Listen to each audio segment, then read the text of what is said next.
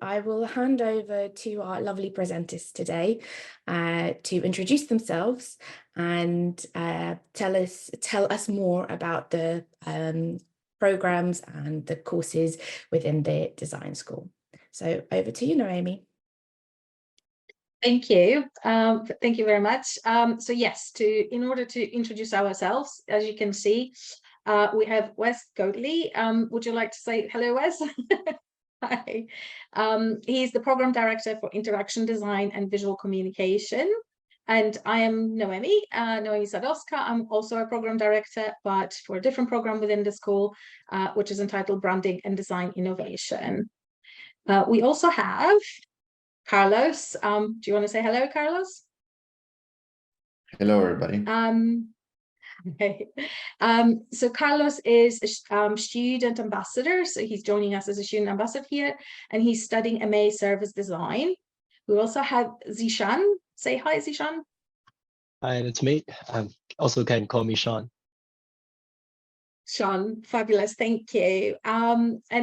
He is our ambassador as well. And Sean is studying the MA Design for Social Innovation and Sustainable Futures. And we have also Ananya. Hi, Ananya. Hi, everyone. Hello.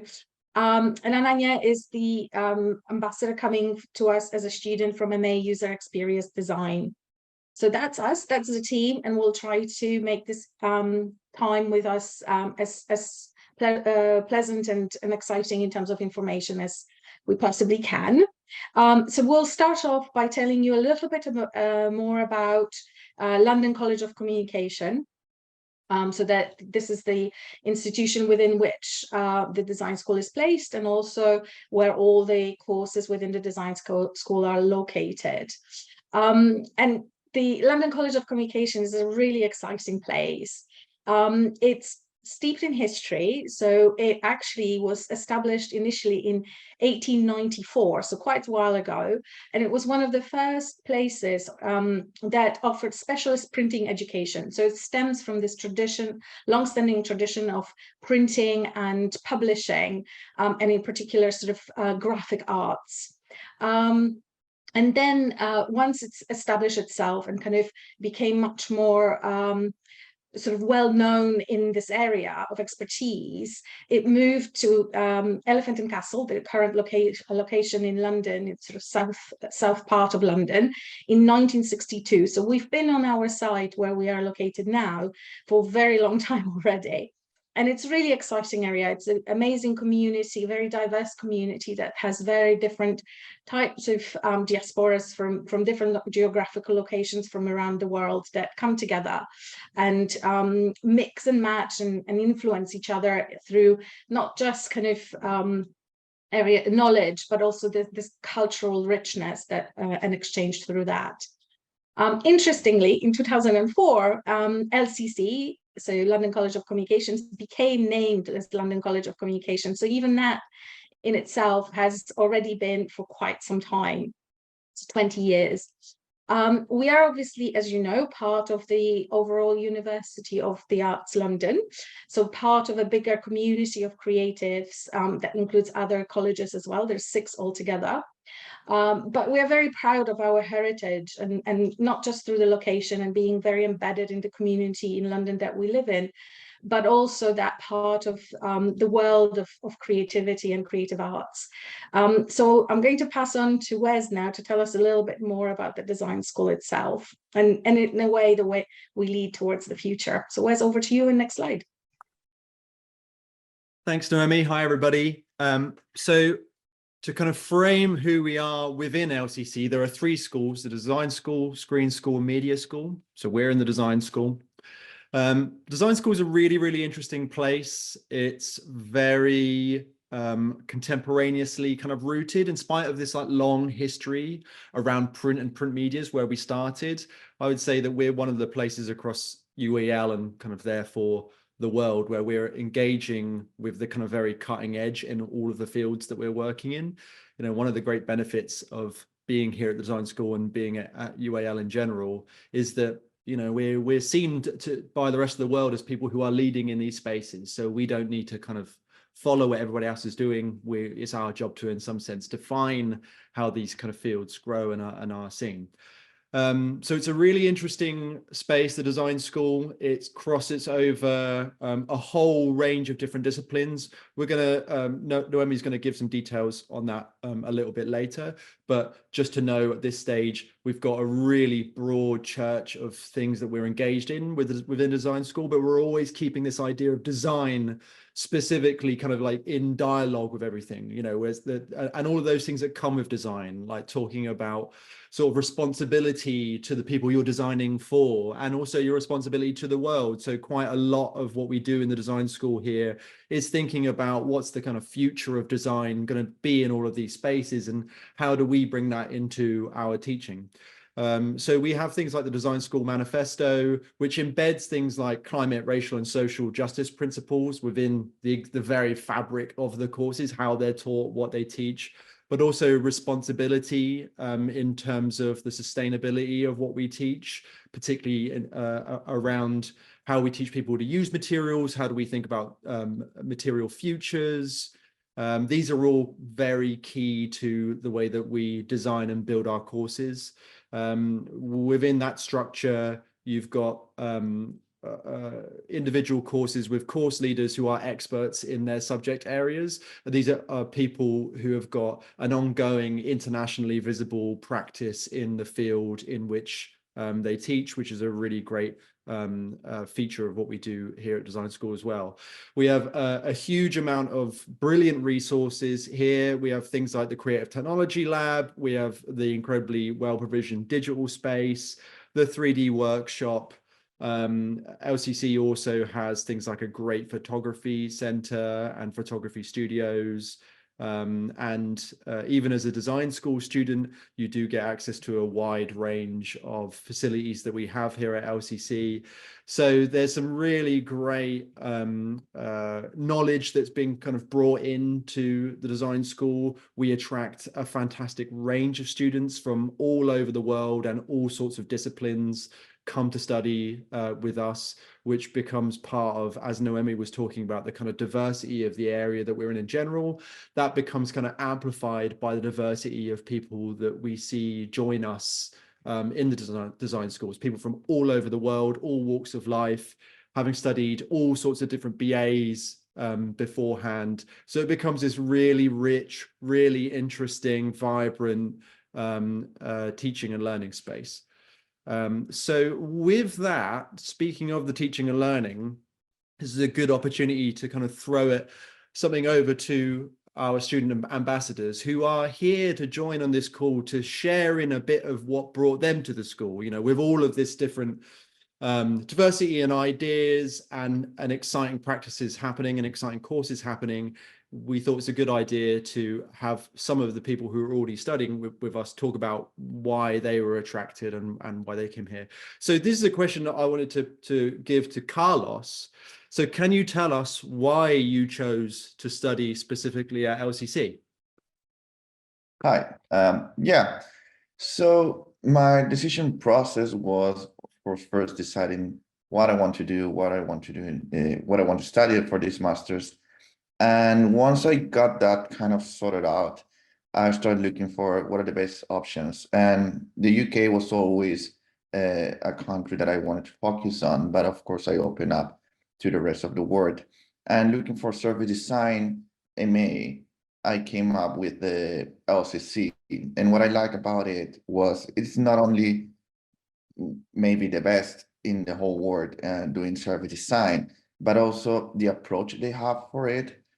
Respecting the UAL focus on environmental and social issues, but also the specific program that they have, which is they really got into a system to learn in which you're very involved with the projects, but also with the professors and the tutors. And it's not like a huge course with 200, 300 people, but it's very small group in which you can learn a lot from them. So what it got me most is how the university put on, an LCC put the focus on creating this course. But also, as Noemi mentioned, I knew about the area in which LCC it is, and all the cultural background that they have, and a lot of the context with Latin American people and different I would say background of general people here. So that mixture of having a great design course, but also the environment in which I'm going to be studying is what made me choose this LCC. That's great. Thanks, Carlos. And you raise a really important point about the kind of class size. Some people might have experienced the idea of doing an MA and being in a room with like 300 other people. And though we get a huge amount of applicants across all of our MAs, I mean, including service design, the school isn't interested in just packing people into rooms, because we recognize that creates a poor teaching and learning environment. So we like to keep our MAs to, like, you know, maybe 30, 40 people, so that you can then have a really good one-to-one relationship with your tutors, as well as make sure that you've got this kind of like really rich engagement. And when we do have a few of the slightly bigger MAs, it's because there's so much demand for that MA, and that we kind of expand the teaching team to make sure that even if it does get slightly bigger than that sort of number, you've always got a really good intimate relationship, that you know your tutors, they know your work, and there's this kind of good dialogue. That's really consistent across all of the MAs at LCC, I would say. But specifically at design school for sure. So thanks for that, Carlos. Okay, next up, Noemi, can you please describe us the structure of the design school? Thanks, Wes. So I think before I get into the detail of that, which will be on the next slide, I just wanted to talk a little bit about the community, because it's already something that Carlos mentioned and Wes talked about as well. And I think that's really important, this notion that it's there's lots of communities that kind of come together organically and sort of exist for a period of time, like the students within the courses that interact with the teaching teams, the community within which the school sits, as well as the community within which the college sits. But the design school in itself is also a kind of a very much an alive and breathing community of practitioners, including the students. So in that sense, everybody's part of this organic being of the design school, and that within that there are smaller communities. So it's kind of it becomes these different degrees of interactions and connections and networks that we can explore as staff teaching on the courses, but also students, and can explore and weave through, and we definitely would encourage everybody to do so. So if Wes, you can pop in onto the next slide, which actually shows a lot more what our structure is like. I wanted to highlight this point that there's sort of almost like 3 communities within the school. They are formed around programs, which are portfolios of courses.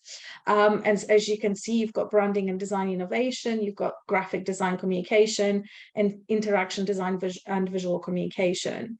And although they might appear somewhat sort of shaped by subject areas, so for example, graphic design communication, you can see that there are courses that are a little bit more maybe tending towards the kind of the graphic side of it, and interaction design and visual communication might sit more in that interaction area.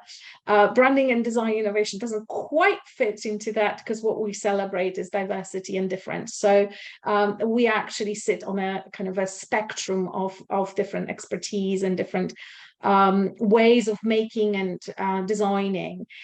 But just to go back to what Wes was mentioning, it's really important to highlight that crucial point, that it's different ways and different perspectives of looking at design as practice, design as discipline, design as theory, design as something that it's like an entity that we can interrogate, research, create, and interact with. through these different lenses of courses that are here within the structure. So as you can see, in sort of very down-to-earth setup, each program has 3 to 4 courses within it on the MA level. But we also try to make sure that there's interaction between the courses. So, for example, we've got a shared research methods series of sessions, which try and make sure that to bring everybody together. So, as I was mentioning earlier, these communities sort of come together and go away, do their own stuff, and then come back together again to share.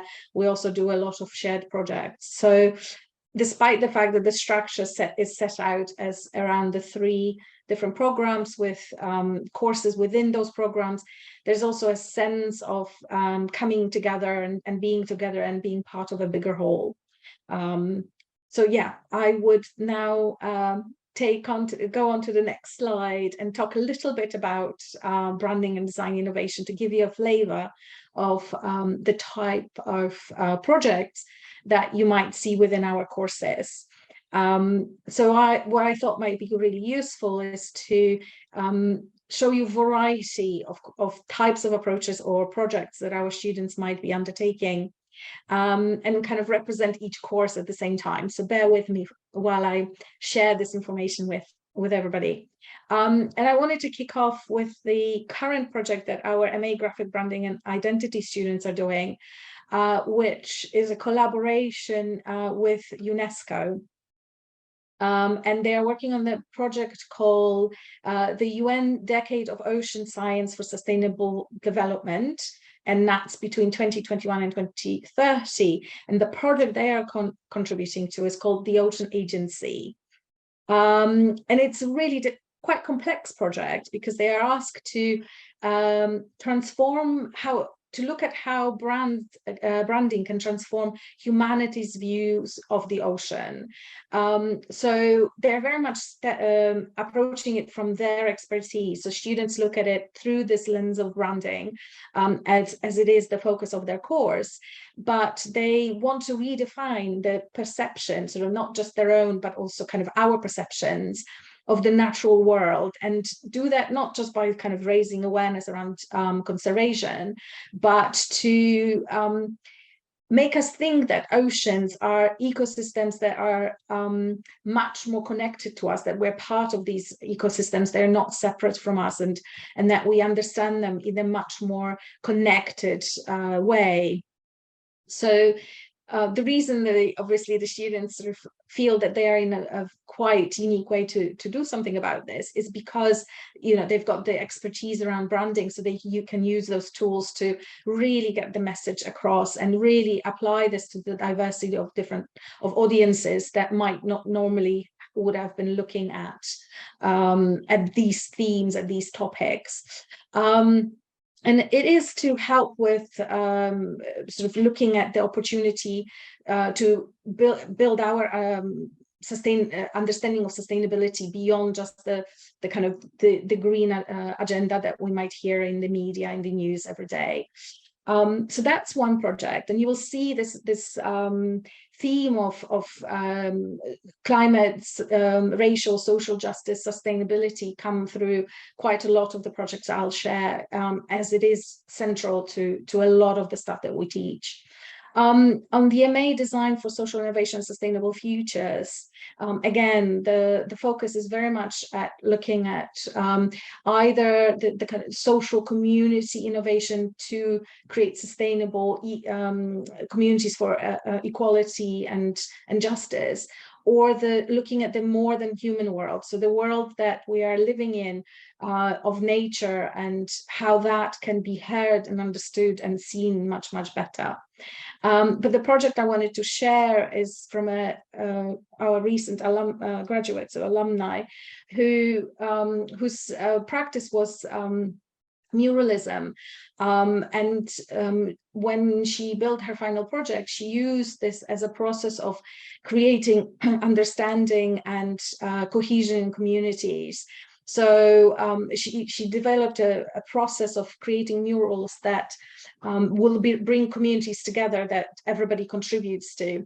And it is a very exciting process, because you kind of think about these as points of activism. Quite often when we see murals in the streets of our urban areas, we see them as points of sort of political messaging or some sort of action, whereas her approach was very much about bringing communities together, about not necessarily about what was being said, but that moment of collaborative creation. And that's how she wanted to raise awareness of potentially issues that were being communicated on the walls around the environments that we live in.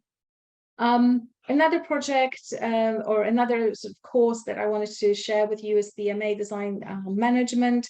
And here I wanted to highlight sort of a slightly different approach, where this particular MA quite often draws on competition projects to give students opportunity to build up their portfolio. So how in the previous example, the student actually brought their own practice. The muralism aspect was something that she was already very passionate about.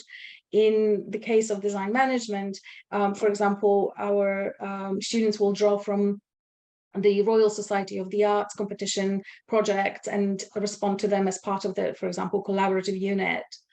On the other hand, another project from Design Management MA was about exploring packaging. So LCC is not a university that it's not a college that particularly focuses on packaging as practice, but that does not mean that our students are not going to explore it. And again, here you will see this critical sustainability aspect being part of the theme. So the focus is to look at packaging and use design management toolkits and processes and strategies in order to challenge the use of challenges for packaging the use of plastic. So it's looking, the student, this particular student, looks at a current issue, and then through the tools that they're learning in their course, generates a different path for the solution, and it's pushing their own ideas beyond that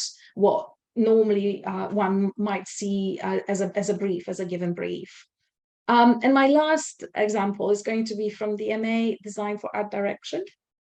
And I really like that project, not just because they're as excellent as every other project, but the idea here was, the project was entitled The Rebirth of Earth.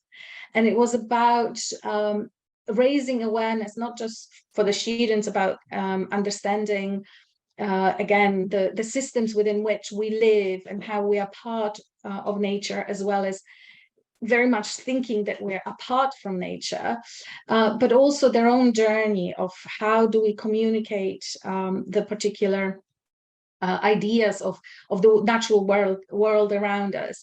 And this is also an example of how to bring the facilities that we offer alive in the project. So in this particular case, the student used our printing facility, so the lithography, to create images of using seaweed and using images of leaves sprayed,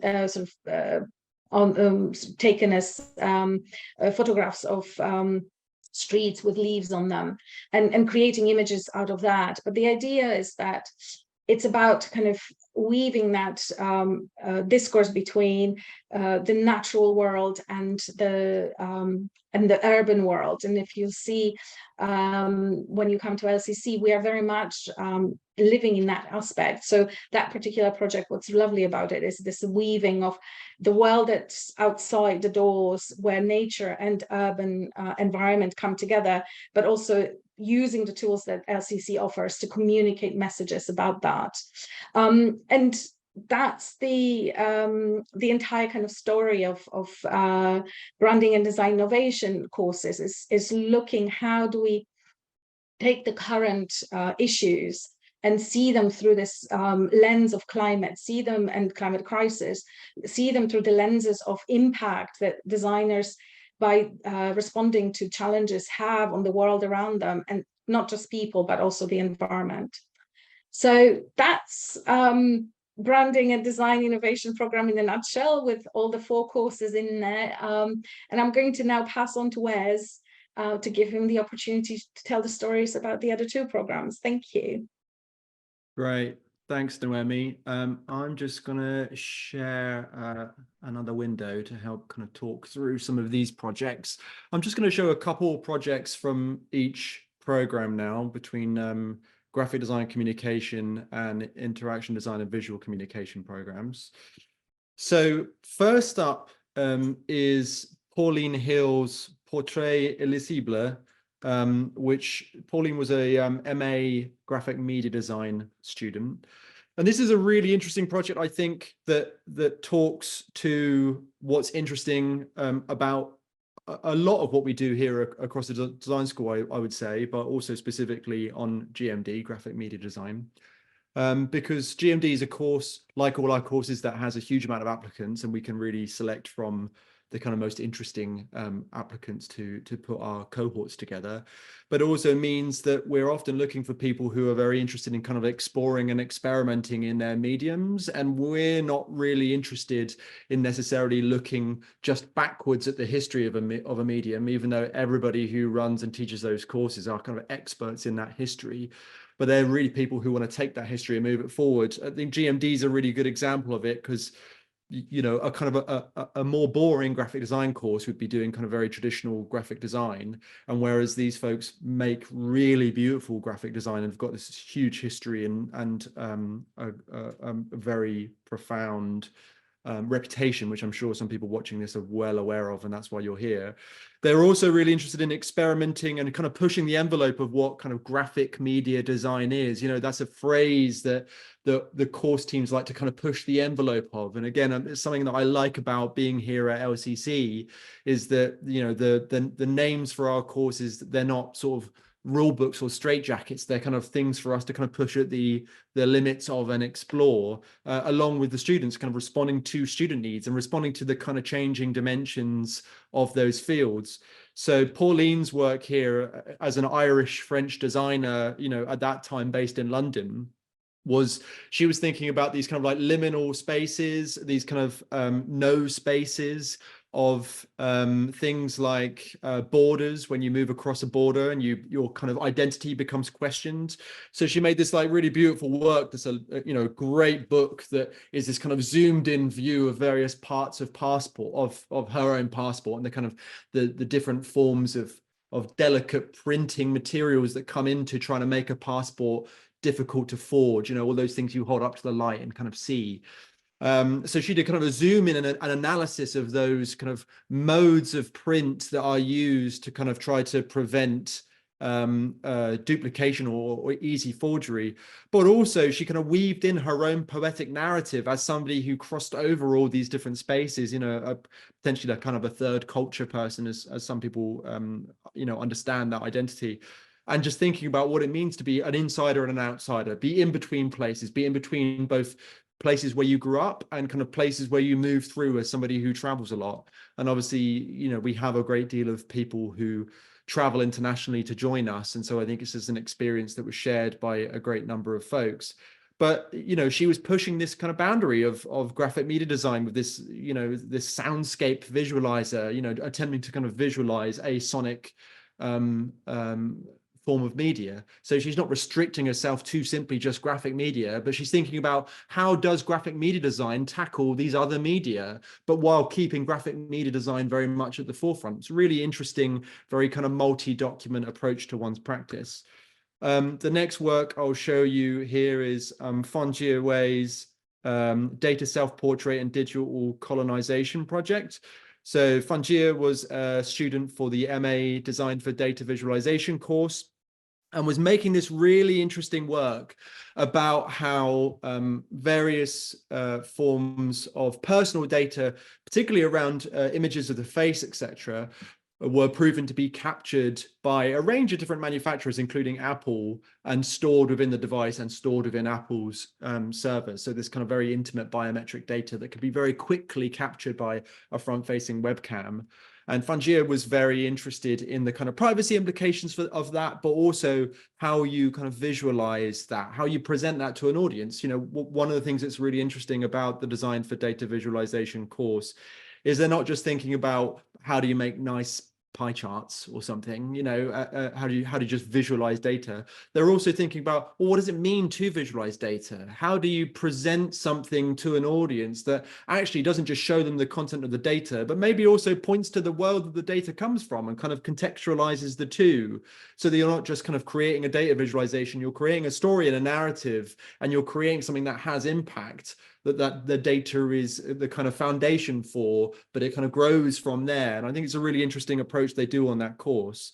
And it involves into things like this, where there is kind of visual data visualization media that shows how a front-facing camera sort of captures a face and what those kind of faces kind of quote unquote look like to those cameras, but also thinks about how to visualize the fact that these are sort of density captures as well. You know, they capture the density of the image, not just a kind of flat aspect to it. These very particular ways those cameras work and the kind of privacy implications of that, and how we visualize that as a designer. So again, this is a great project that comes out of a data visualization course that both involves a sort of a traditional understanding of what data visualization is, while pushing it into interesting 3D media, you know, into in this instance a 3D printed output. And I like that idea of just not keeping yourself restricted to a screen, of again trying to think, okay, how can we once do really interesting screen-based work on a course like Design for Data Visualization, but also then offer our students the opportunity to kind of grow out of that if that's where they want to go. You know, we don't force people ever in any of our courses to kind of follow particular lines. We ask them, where do you want to go from this? You know, from what we've taught you, how are you interpreting this? How are you working with this within your own landscape of creative practice, and how can we help steward that? The next project is Timeless Play by Mansi Chatani. Mansi was a service design student, MA service design student, and was doing this really, a user experience student, my apologies. User experience design student. She did this really interesting project where she was thinking about, okay, if you're designing a kind of a user experience of a sort of a participatory game, how do you do that outside without having to make something where people have got to bring lots of different kind of parts of the game around with you? So she designed this game that was designed to use a lot of the materials that just naturally occur kind of outside in a kind of a grassy area, and bring those into make them part of the game, make them kind of the pieces and the board and the stuff you interact with, and give people kind of these little aspects of games that specifically resonate with those things. She also designed kind of more traditional game-like aspects to go across this, but it was all kind of woven into the natural world, which is a really interesting way of thinking about user experience design, I think, because it's both kind of, again, taking it away from just a screen, but there are screen-based elements to this work, but also making it something that really thinks about the experience of people outside in the world, and how we can apply those logics of user experience design to a wider field, as user experience designers are increasingly being asked to do when they go out into the workplace. So it's very much a kind of a thoughtful reflection on what you as a user experience designer can kind of present as a valuable part of your own practice when you then leave the course and go out into the workplace. Last project I'll show you is also from the Interaction Design and Visual Communication program. This is from MA Interaction Design. This is Olivia Burgess, her project Pipe Dreams. Olivia's a dancer, really gifted dancer, and interaction design is a course that typically, for those of you who are on the call interested in that course, you'll see there's a lot of digital and digitally engaged projects on that course. But Olivia came on, was a dancer, was interested in about how we apply the logics of interaction design to a medium like dance that can sometimes seem kind of challenging, a sort of a set of challenging media to play with that not everybody kind of gets. modern dance. It can be a semiotic language that's a bit challenging for some people. And she was interested in, okay, how do I as a dancer bring the logics of interaction design to dance practice, which she did incredibly well. And part of this is this project Pipe Dream, which was both a kind of a sculptural installation, but also a dance performance with a film element narrated by her. That was actually really exploring her sensations of feeling trapped by digital culture quite a lot, and the kind of constructions of digital culture. And it's a very kind of poetic, intimate narrative that runs through it. But she was trying specifically to think about how multimedia becomes part of her dance practice to communicate to people, not just make something that you need to give a lecture next to understand, that it has all these elements around it that any audience member can watch it and be like, wow, I get it. Again, which is not necessarily something that everyone does with dance. So it was a kind of a challenge for her, but also showed that here in the school and MA Interaction Design is not alone in this. We don't push people towards, having to do stuff with, just doing stuff with code, just always doing stuff on screen. We give people a lot of opportunities to explore the huge amount of creative opportunities that the school offers. And we invite people to kind of play around with a lot of media within their fields, but always trying to kind of, help them bring the learnings that they have on those courses to as broad a range of media as they think that they can make work. And we're really proud of that vast variety of work that we get out of these courses. And if you look at any of the courses that we've been talking about today, on their kind of featured work page on the kind of main UAL websites for those courses, you will see a very broad range of work, and that's one of the really exciting things. Okay, with that, I'm gonna reshare the slides for us. Here we go. And I've got a question for Zishang, please. Can you talk to us about why you chose to join your course in the design school and describe what it is like to be part of this community? Yes. So basically, I'm come from a industrial design background. So, as you can imagine, industrial design is more, industrial relevant, and it's more, unique and focused on one specific, target point. While going to study in the LCC, learning as a kind of, social change maker, you're going to focus on, kind of broader complexity of the social issues, which is exactly what I'm seeking for, because, I believe, in the future scenario, the problem will be more and more complex and complicated.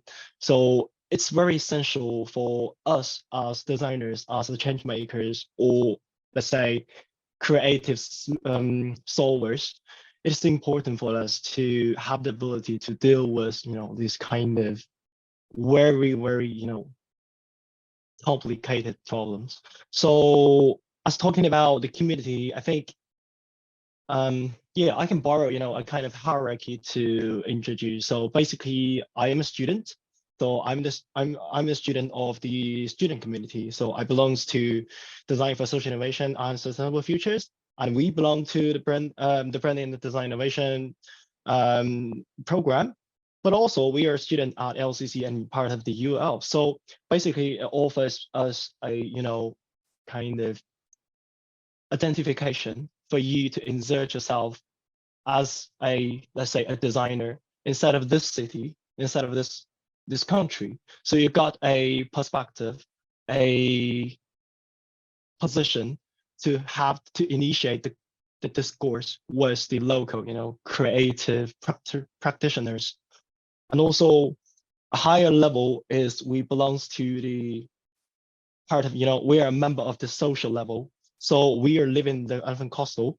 So we work with the as the social change makers, it's very important for us to understand how the social fabric works and how do our works interact with the local residents, the people who live there. You need to learn the way how to interact with them, how to engage people, how to make sense to people.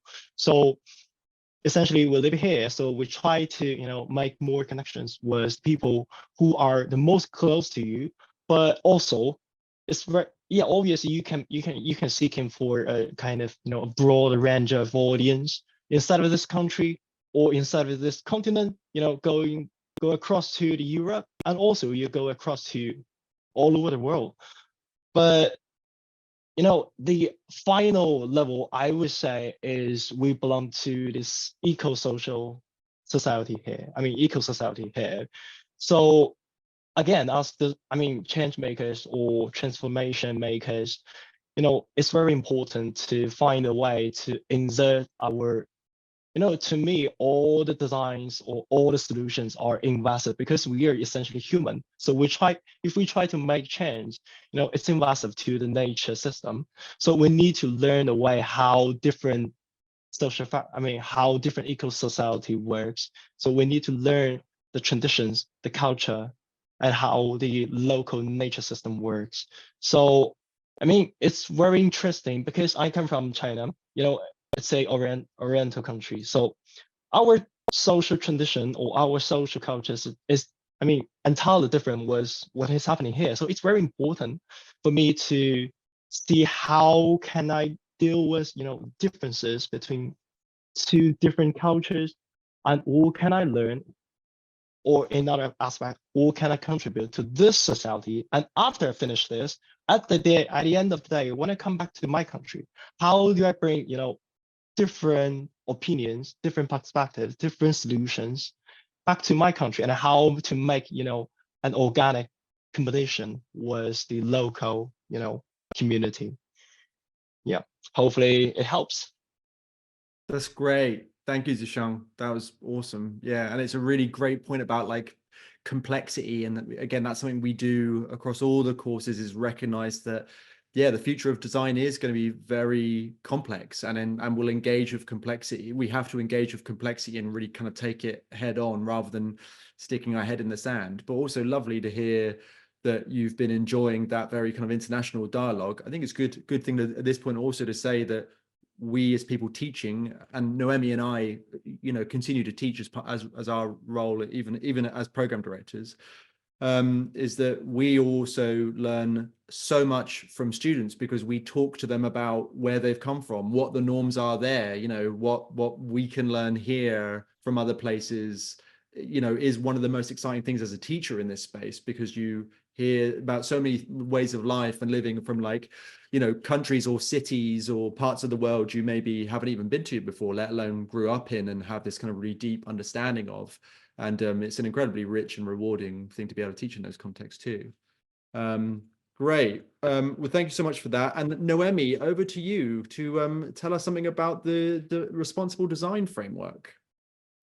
Thanks, Wes, and thanks, Sean, about sharing your experience here. And I love the point about the community. So I'll start off with sort of talking about the responsible design framework from that perspective. So it is a framework that the design school uses in order to explore the impact and the impact and the influence that design can have as a process and as a purpose.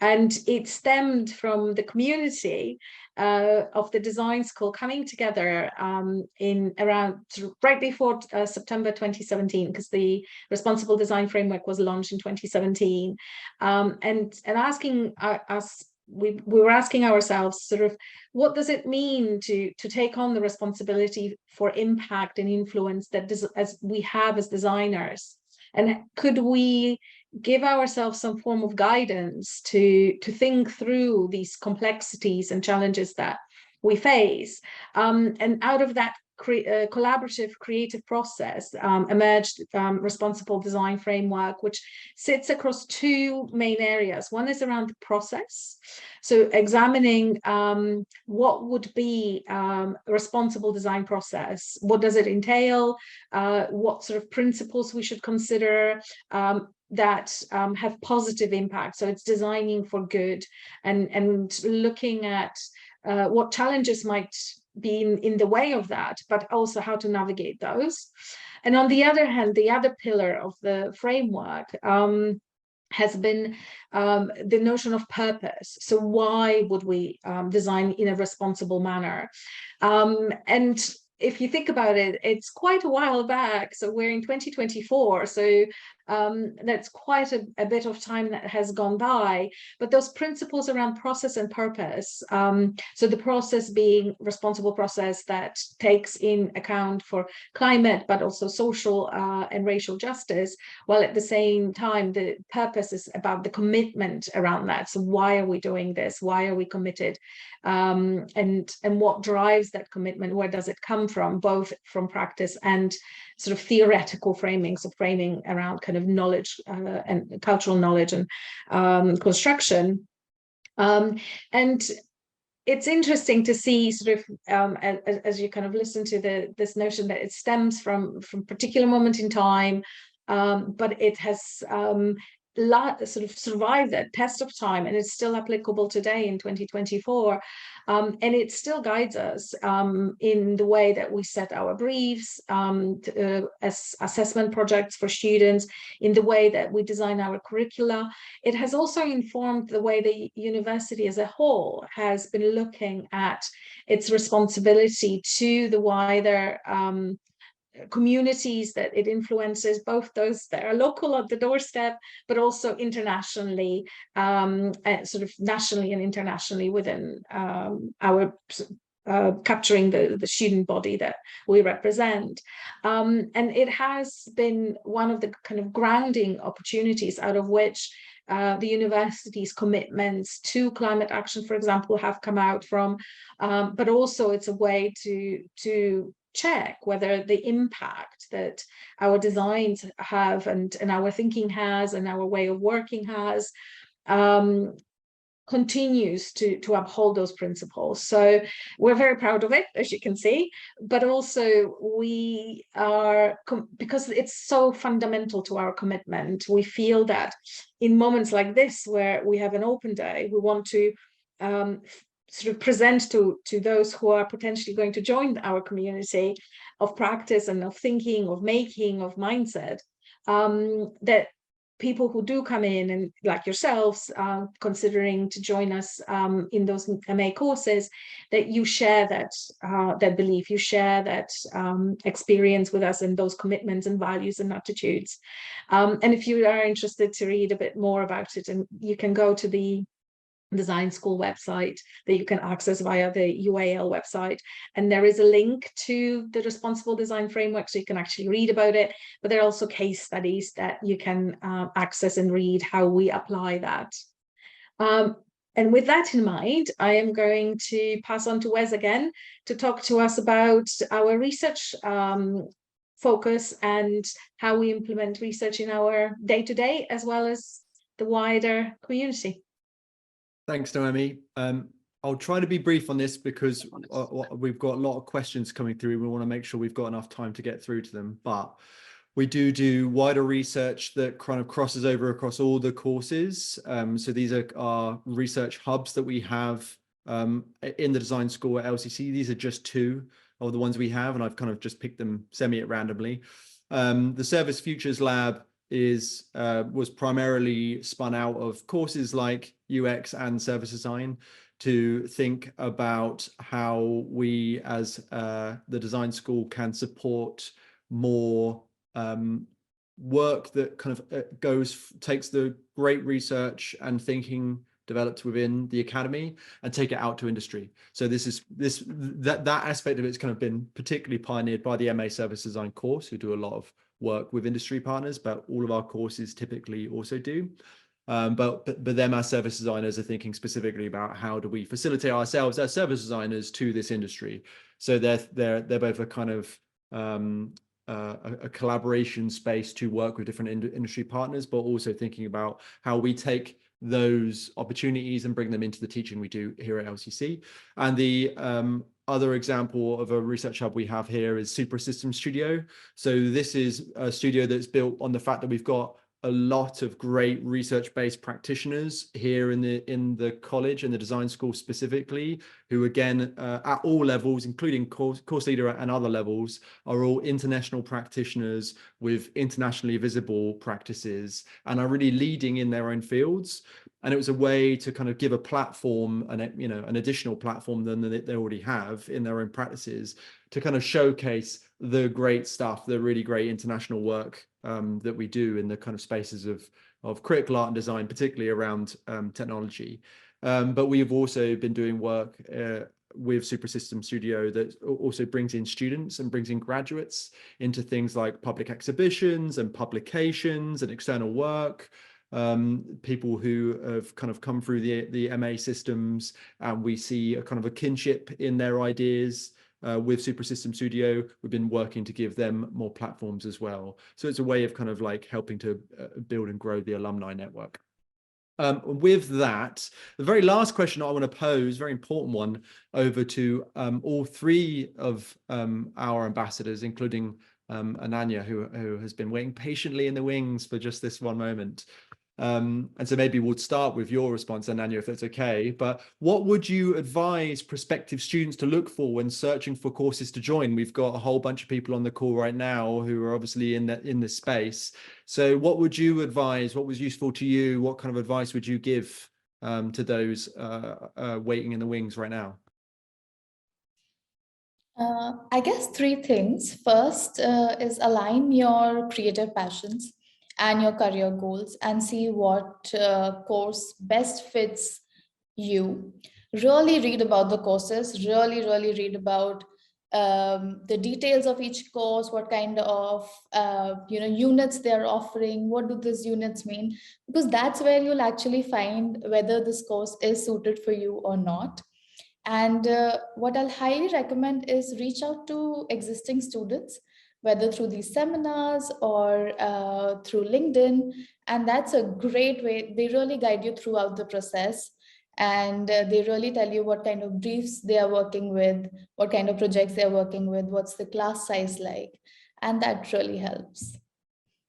That's a really good one. Thanks, Ananya. Zishan, do you have anything to add on that one? Any thoughts yourself on what you'd advise? Yes, I think basically from me, I got two advice. So first of all, it depends on whether, I think you got two ways to go. So first of all is you try to stick in a program or a course, but it's mainly interest based. So as you are seeking for an MA course, so you should already have a bachelor degree. So based on the previous experience you have got, what kind of other professional skills you want to improve yourself. But before doing that, I think it's better to think about, to have a little reflection of what you have got. So what kind of thing you want to explore in the future, and how this course can contribute to your, personality, to your expertise in the future or within the industry. I think it's a good way to conduct a little, chat or any kind of contact with, let's say, current students or ex-students, or maybe some of the tutors. It can be very good, I believe. And second thing is, also you can choose a advanced level of your previous expertise. So for example, let's say I'm bachelor degree as an industrial design. So for me, I can also seek in for a higher level industrial design or this sort of thing. But that means you need to, again, it's a kind of, you need to do a little reflection of what kind of advanced ability you want to gain after finish this course. So maybe you're gonna have a little research of, again, some chat with the course leader or tutors to thinking about, because even it's a single direction, it can be varied a lot. So you need to identify or to try to figure out how can this course fit you, or sometimes it can fit you well, but sometimes it cannot, maybe. But you need to identify that and try to figure out a way how to utilize all the potential resources at maximum level. yeah, that's my suggestion. Thank you. That's great. It's great advice. Thank you, Zishang. And last but not least, Carlos.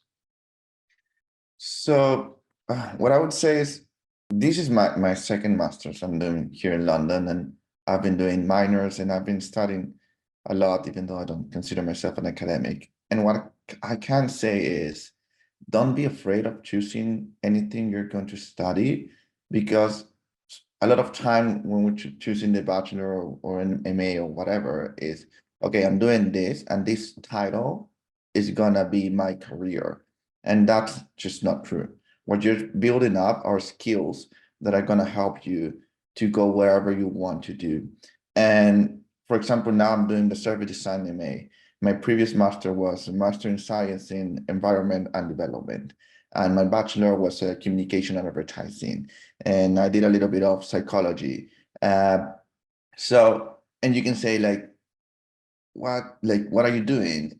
I'm building up skills that are gonna get me to whatever point I want to be. And I've never thought to do a master's, not even a service design one. And somehow I'm here doing this. So do not be afraid of choosing anything. It's gonna be very weird, the whole process, because it's money involved, it's time involved, it's your time and talent involved, right? But try to focus as Sean and I have said, is try to focus what is gonna give you that to push you a little further on where you want to go. And what's going to happen is eventually, whenever you're going that path, you might find out that there's another path within it that you want to pursue. And then you're going to reshift what you're doing. So try to enjoy the process of choosing and try to enjoy the process of being there. And don't stress too much in this is gonna define my career forever and ever, and I'm gonna be a service designer my whole life. That's not gonna happen. You're just learning something new, and you're gonna take advantage of whatever you're learning to whatever you want to do in the future. So even though it's gonna be crazy time choosing everything, don't stress yourself too much into it and try to enjoy that process. That's lovely advice, Carlos. And I can definitely also say that the amount of students who graduate from the design school and they all say, I just had no idea, I could never have dreamed that I'd be doing this at the end type thing, or that this door would open up for me, or this horizon would suddenly be visible to me, that I'm like, oh, I can do this, until I don't want to anymore. And then I'm going to do this instead. That way of thinking, I think, is the true value of an MA. Yeah, that's great. Brilliant. Okay, well, that brings us to the end of our kind of formal presentation. I'm delighted and excited to see that there's a lot of questions in the background there. Eva, do you want to walk us through those, or we can just go through them one by one? Thank you so much, Wes, and everyone else for that informative presentation and brilliant advice. Yeah, we do have a bunch of questions already. So what I will do is I'll just read them one at a time, and then you as a collective can answer that. So the first one we have is MA Illustration and Visual Media currently sits in Interaction Design program.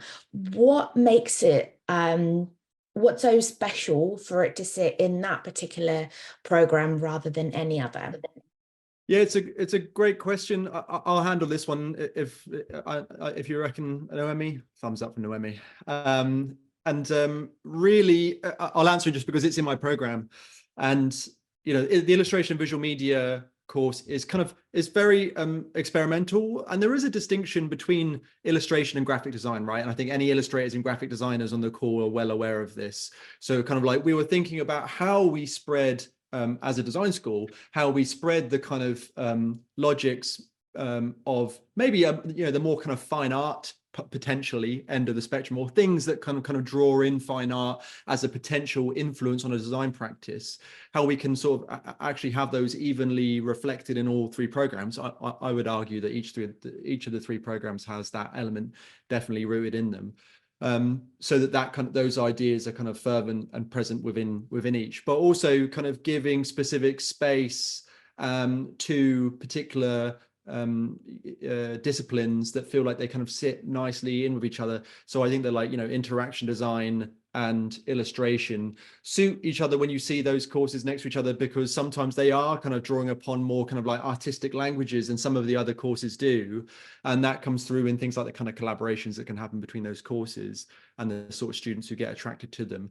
So it's not, you know, we weren't kind of necessarily putting in hard and fast rules in building those programs, and we try not to be closed-minded about it, but also just thinking about what would make a really interesting and vibrant kind of collective of courses that would then kind of work well with each other within the design school in general. So yeah, and those ideas don't necessarily like hold back or super inform the teaching that goes on there. You know, that teaching is led by the excellence of the teaching team, but it does kind of give them a really interesting home and gives them a bunch of interesting other spaces to be in dialogue with. Amazing, thank you. I've got another one for you, Wes, as well. Can you elaborate a little bit more? What's the difference between MA UX design and interaction design?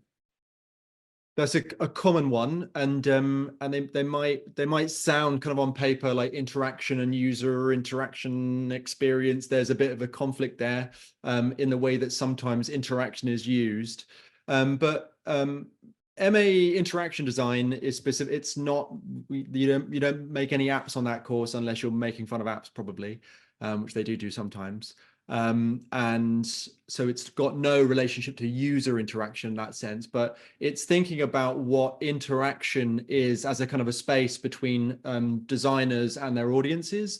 You know, interaction design as the space that you build and create through the work that you make when you put it in front of other people. And be like, right now, interact with this. That's not interactive. Like, not everything has to have a button on it that makes the art go bang when you press it. But it's more about how do you bridge that gap between you and your audience when inevitably you want to be communicating something very particular to that audience through the work that you make. It's not just about self-expression only. It's about trying to kind of reach out to the world with something. MA user experience design is, I say this regularly, it's my favorite user experience design course in the world, because those things can be really, really dry and really, really boring and just about kind of like, you know, stuff that you can really learn on YouTube. And MA UXD, as I'm sure Anya would back me up on, is a really interesting course that actually kind of gets you really pushing your limits of what the thinking of what user experience is, and like, you know, where design factors into that. But it is kind of like more thinking more towards that end of that industry, and about how you create practitioners who can then walk into those UX spaces and be like, I'm the really interesting person. Everybody else here has learned stuff by just watching a 2-week YouTube sort of like course, but I'm the person who can bring all of this other kind of much deeper knowledge. It's not just about the technical skills, but I do have those, but it's also about this kind of rich, deep reflection on both what the nature of user experience really is and kind of where it's going in the future. So you know, that's kind of rooted in thinking more towards that sort of industry and that sort of space, whereas interaction design is more thinking about people who are interested not necessarily in speaking to or into a particular industry or space, but actually just thinking about what's the challenge in any kind of active communication within this kind of digital media environment. Amazing, thank you. Someone is here asking, what sets the following courses apart? What makes them different from each other? So they're listing illustration and visual media, design for visual communication, and graphic media design. I'll do that one again, Noemi, if you're happy with that. Okay, great. It's also a sticky one. So digital DVC, MA DVC, design for visual communication, is a really interesting course, totally new course. That kind of has grown from a PG diploma that we've been running for many years, and it's kind of evolved into this really interesting MA, run by a very talented team who've been running that course for a long time, but they've kind of just formed it into this new presence within the school.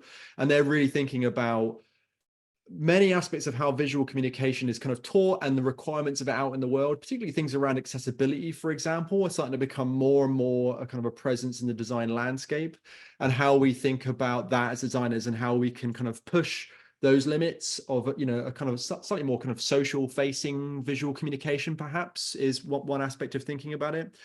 And I think it stands out really interestingly within the field of kind of teaching visual culture and visual communication in general. But they play around with a lot of different media, not necessarily screen-based historically. In fact, quite a lot of print media as well that they work in, which is really interesting.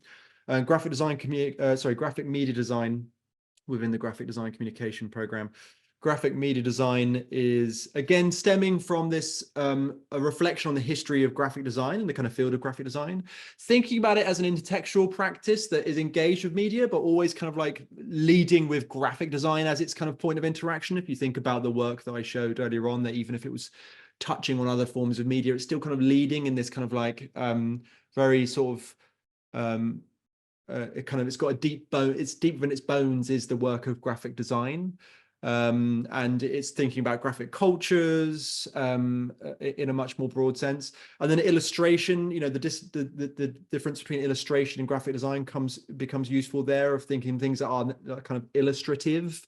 Illustration, for example, kind of often brings in a lot of things like comic books. We've got a great comic books research hub, you know, really like world-leading comics book research hub here in the design school, and they work with the illustration group, for example. But so they are looking back towards the kind of the history of illustration, but also how that's kind of intersecting with a lot of new digital media tools. But again, thinking about themselves rooted within illustration and thinking about how to bring that forward. And that's what each of those three courses kind of do. They take their own space that's kind of like granularly separate from the other two, and they're trying to push that forward and thinking about where that comes from and where that's going. Thank you, Wes. I've got a question over here saying, how cross-disciplinary can you make your MA at LCC? Someone is starting to think about interaction design, that it could be more suitable for them than art direction, given their background in fine art and theatre. And they just want to sort of upskill themselves on digital design to potentially be used in design and be sort of directly used in the line of work. I can start, and then Wes, you can jump in. I think in general, what we try to show with this particular presentation is how, despite the fact that our courses have potentially a kind of a particular practice at their core, it's just a starting point in the conversation. It's just the kind of, if you will, the first sentence in a paragraph, which then leads to a bigger conversation, a much wider conversation about the whole discipline and practices. So looking at art direction, for example, it is also very much a practice that's situated potentially to start off with as what happens when you need to act as an art director, but actually it includes a whole range of making opportunities. So in editorial, in publishing, all the way to staging, sort of staging for photography, staging for filmmaking, production, sort of creative production, and everything in between. So there is a scope for that interdisciplinarity and kind of transdisciplinarity, where you utilize the process of questioning and interrogation and examination that comes from the masterness, the M level that pushes you to question what is it that this is going to be, and gives you the opportunity to kind of say, okay, well, I could be looking at this practice in a very different way, in a new way, and therefore create sort of my own definition of what, for example, in this case, art direction is. So although, yes, there is an opportunity to learn new skills, and it could be digital skills, it could be making skills. Some students come over and sort of say they discover the facilities such as letterpress, or the printmaking, or screen printing, or book binding, and then you know, these are not necessarily seen as non-digital, and then they fall in love with those processes and use them to kind of change and interrogate and question and explore explore not only their own practice, their own way of having a voice and creating meaning, but also how the discipline as a whole, sort of, you know, the boundaries of that discipline, how they can be pushed and changed and questioned and altered. So so I would say they're all of the bunch in every program is definitely interdisciplinary, because as Wes was already highlighting, we do not dictate to students what their final projects, for example, will be about. And even along the way, in the initial units, as you receive project briefs, you can interpret those briefs through the practices that you want to explore. It's always about a conversation with your teaching team, so that sort of trying to find your voice in terms of what you bring to the table, as just as much as what everybody else, your peers, bring to the table, and what we bring to the table is really important in that sense. In terms of the comparator between, and I'll just put my view, and then I'll ask Wes to comment, the comparator between sort of interaction design versus art direction, I think they're sort of looking at the creative practice from two different perspectives. They're kind of, maybe, if you will, the purpose of that interrogation is slightly different, where and Wes, you might correct me if I'm wrong, where I would say interaction is about this setting up that kind of that connection, that collaboration relationship with those that you're trying to approach, and art direction does that as well, but it is looking much more as a process of staging, as a process of developing the languages through which that communication happens as well. So I'll invite Wes to maybe add from your perspective, where do you think the difference is? No, I think it's a good summary. And I think the only thing I will say, for anybody who's also weighing up any other kind of courses, you know, these courses are like, no two courses taught in any way the same, as in like the kind of content of what's being taught. There might be the odd text or the odd piece of media that crosses over, but actually, like, they've taught very, very differently. And both in the kind of approach to teaching, but also kind of what is taught. And you know, we allow course leaders to create, you know, their kind of dream course. Realistically, I can say this, having been a course leader myself at LCC, it's a fantastic job, because it's like a playground. You get to make your dream MA, and so everybody who runs those courses, in fact, kind of making their dream MA, because we give them the kind of free rein as the experts in those fields to define them that way, which makes them really unique. So don't be confused that you'd learn the same thing on both, you know, of any two courses, because you wouldn't. They're taught very differently, even though the kind of fields might rub up against each other, as we've been talking. But what I would say is, for anybody looking at any other two courses, the best way to think about it is, if you're stuck and you know, you're not quite sure just by reading the text descriptions of those courses, look at the work that gets produced, and like read the descriptions of the sort of thing, the sort of topics that the students make, and make your choice based on that. Like, if you look at their Instagram profiles or something like that, and you're like, wow, this, you know, they both sound to me, you know, having not done an MA, they sound maybe the same, but I'm seeing very different type of work coming out, which you go with which one you're like, that's the sort of stuff that I want to be doing at the end. You know, that's always, I think, a good, when you're stuck, I think it's a good measure to be like, what would I like to be doing at the end of the MA? Does it look like one of these two courses? And in which case, go with the one that you feel kind of aligns more with your hopes and dreams, realistically, for the sort of person you would turn out to be. You won't be the same, because everyone comes out so unique out of all these MAs, but at least you can be like, well, that's kind of the direction I want to go. That's the best point of inspiration, I would say, and it's applicable regardless of the course. Amazing, thank you. Moving on to our next question, could you clarify the structure of the courses within the MA programs at UAL LCC? What are they primarily research and interdisciplinary project based, or do they also include formalized classes aimed at providing conceptual foundations? Yes is the answer. It's both. Yeah, it's It's very research led, and me and Noemi can only say interdisciplinary so well because we have to say it all the time, because that's what we do. You know, everything about this is so interdisciplinary that we had to get very good at that. But yes, and I'll just chime in a little bit, and Noemi can put in anything as well that I might miss.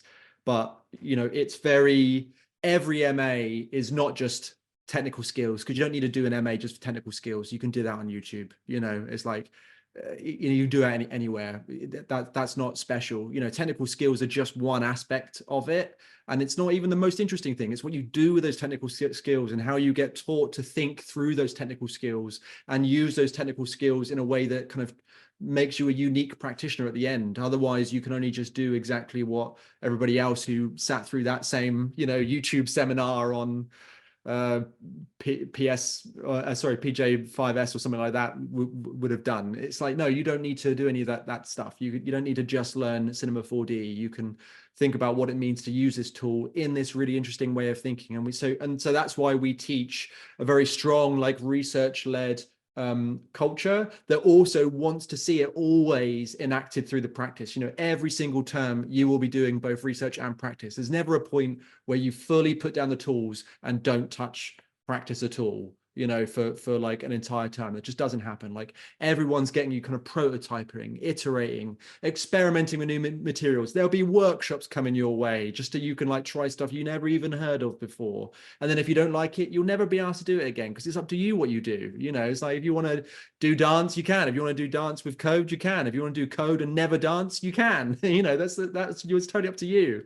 But that interdisciplinary nature kind of crosses over with the relationship between research and practice. That is always in dialogue. It's always in conversation. It's not one of these schools that I'm not going to name where everything is just like very fancy ideas, and but then the practice is really weak, or you need to be stood next to that piece of work and giving a lecture for anyone to understand what your fancy idea was. You know, we teach about having these really deep, meaningful ideas that cross over an extremely broad range of subject areas, while also being able to synthesize that crucially into the practice. Because if you can't do that, then it's like, well, then it's not in your design practice. If you can't really bring that in, then kind of it's not necessarily something that, you know, that works for you as a designer. And we want to teach people ways of thinking and ways of looking at the world that really feed their design practice, but also feed them as a human being as well. Noemi, anything else on that? Yeah, just maybe a one little connection. So I think kind of going back to the framework and that conversation around process and purpose, that's very much part of that discussion. It's about, in both cases, the knowledge making, the process of creating new knowledge, and sort of critically examining that knowledge, and the purpose. So why, you know, how does this make itself present in practice? And the connection obviously is the responsible. What impact do we have? What impact do we want to have? Where do we have opportunities to influence for a different world that we found when we came to it?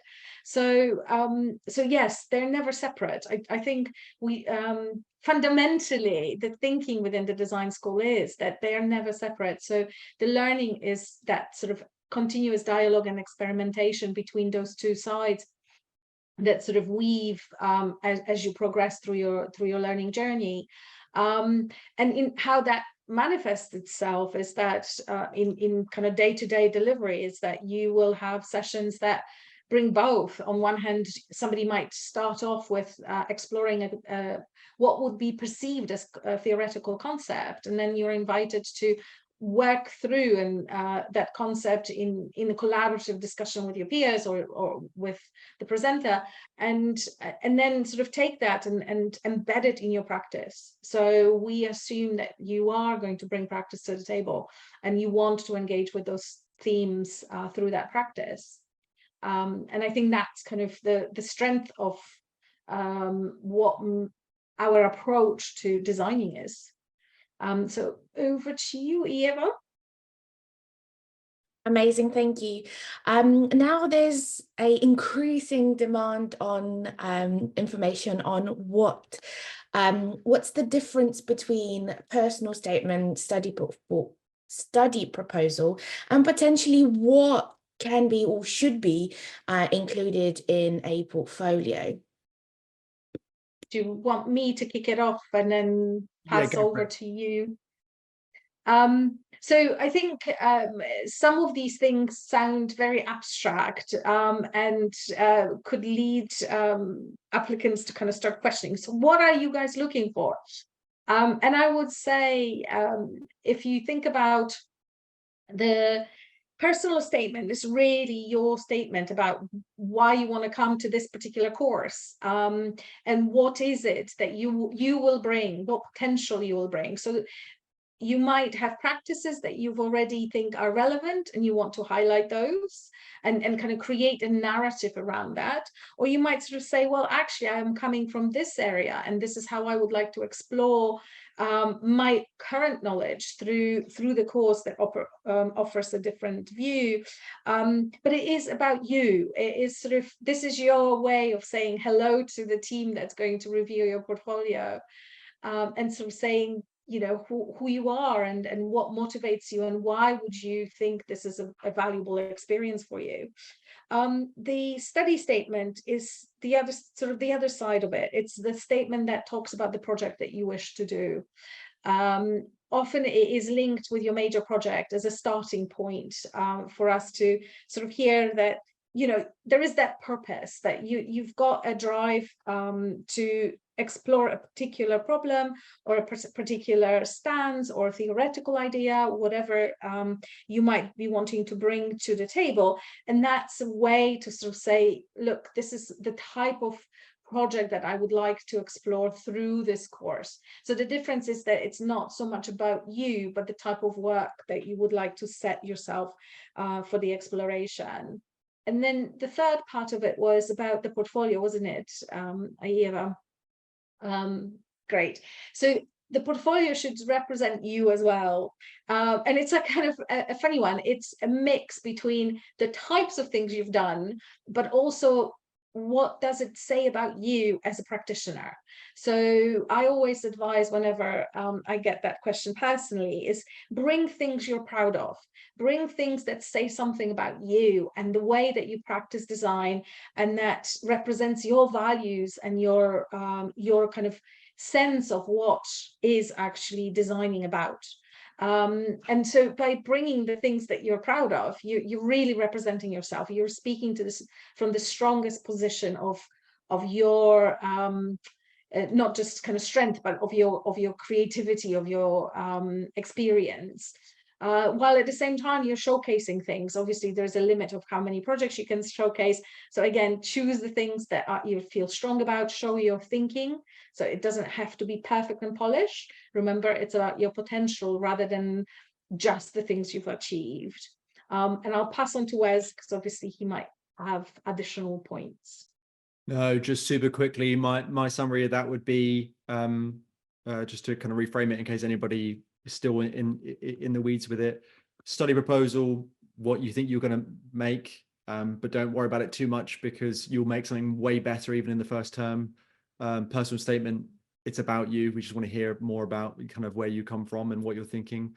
And in terms of portfolio, the best recommendation I always make is show experiments, show like passion, you know, show an engagement that you understand like kind of what the course is trying to do, and don't be afraid to be weird, because when you're viewing hundreds upon hundreds and hundreds of applications, as all these courses do, if you stand out because you're a bit weird, it will give you a really good chance. So don't be afraid to kind of show stuff that's just like really strange and maybe doesn't look like, you know, maybe you have a project in there that's totally from left field and from a totally different part of your practice. You know, maybe if you also make, you know, like model rocking horses in your spare time, like pop that in at the bottom of it, just because you want to kind of grab that person's attention and be like, here's an interesting person who's got, you know, a bit more going for them than everybody else seems to. You know, it's not just all the same things over and over again. Those are really, really good tips. So don't be afraid to kind of get out there and be weird with it, and try to have some personality. And for God's sake, don't just kind of read out in the portfolio,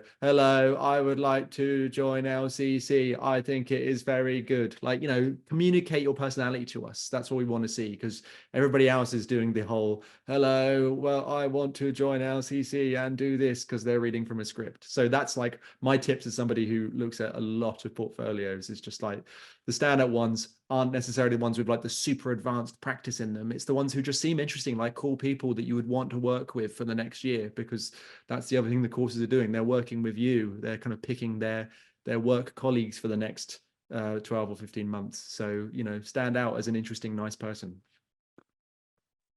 Amazing, thank you. We're very quickly running out of time this evening, so we've got about just under 5 minutes.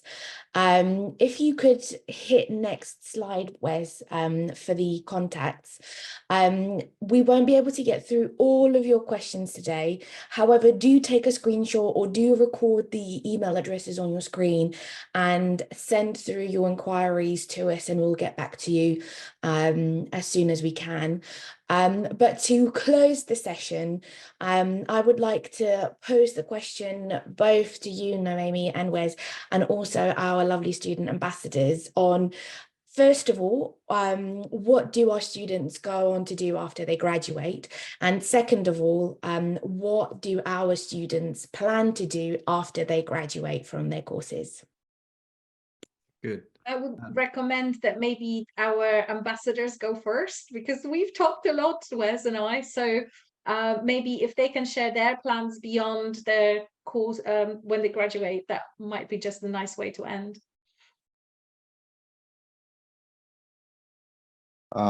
Yeah, I'll go first. So it would depend, of course, on the experience you have previously on any kind of jobs, internship, or whatever you've done before.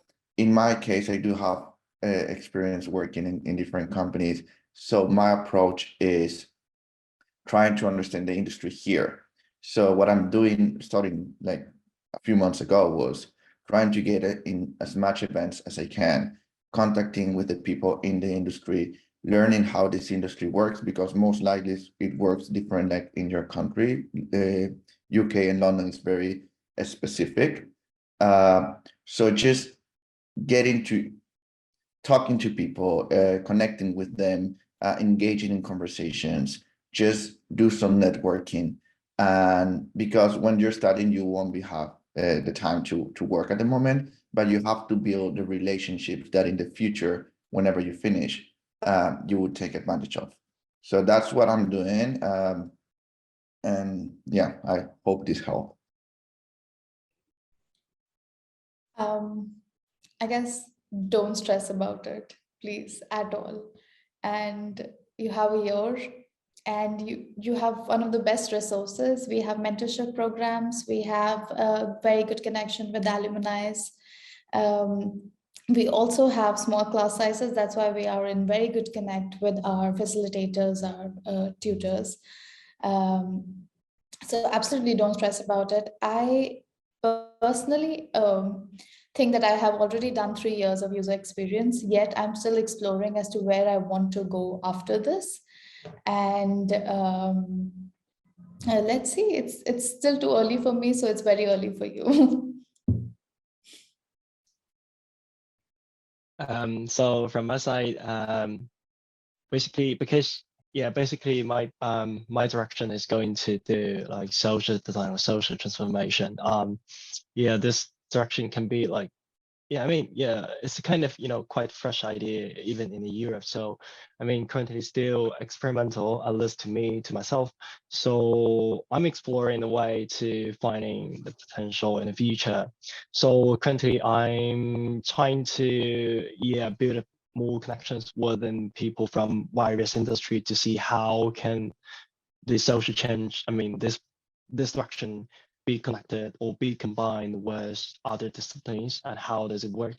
On the other hand, I'm trying to build my own business, because I'm doing it So in my previous stage research, I started with a research and I focused on a question was the roadkill issue. So I'm currently working with the local community, trying to seeking for potential, maybe fundings and potential supports from the agencies, and try to see how, if I can start a, either a organization or kind of, small enterprise maybe. Yeah, try to look if it works. Good luck, Zishan. Amazing. I think, go on. Just wishing Zishan good luck. Thank you. I think what's lovely, just to kind of wrap that up and sort of link to the part A of the question, is that it does however you start, what let's say final project you complete with and graduate with, it will open very different doors. And then, as you can see from the 3 responses from our ambassadors, there are different ways and routes through the degree that then get you to think differently about what happens next and what is the opportunity afterwards. And I know at the moment, when people start, when people apply to these, that there's a kind of very clear link to employability and improving of that employability. So people are very concrete about those opportunities. What the degrees do is open up the door and show you opportunities you haven't even thought of or haven't even speculated on. So quite often students will graduate and set up their own opportunities. We do have an incubator within the college that supports students either through mentorship or through an enterprise approach. So you can apply and sort of within it for a year be supported through developing your enterprise. But then there are students who will graduate and go back to the places they started off with and want to create change from within. And then there are also opportunities for students who might have networked while studying, and those networks have produced connections that give them ways to either go to a new company or develop projects with other companies that they than the ones they've started with. So it's very difficult to kind of say, well, if you graduate from this particular course, this is the kind of direct route for you in terms of employability, because the whole point of this is that it becomes a menu of choices, and that's the exciting part. Over to you. No, that's all good for me, and we are out of time. So thank you, everybody. Indeed. Thank you very much all for joining us today. Thank you to our lovely presenters sharing their knowledge and experience. As I mentioned before, if you do have any further questions, please take a screenshot or record of the email addresses on your screen and get in contact with the relevant teams. We also, if you have further questions about portfolio, we have a portfolio advice session taking place next Thursday, which you can join by signing up either via the follow-up email we'll send you in the next day or 2, or directly through our website. And the recording of the session will be shared with you in the coming weeks, so do keep an eye out on your emails. That's it from us for today. Once again, thank you very much for joining us. We hope you have a pleasant evening, morning, wherever you are in the world, and we hope to see you with us in next term in September or so. That's it from us. Take care and goodbye.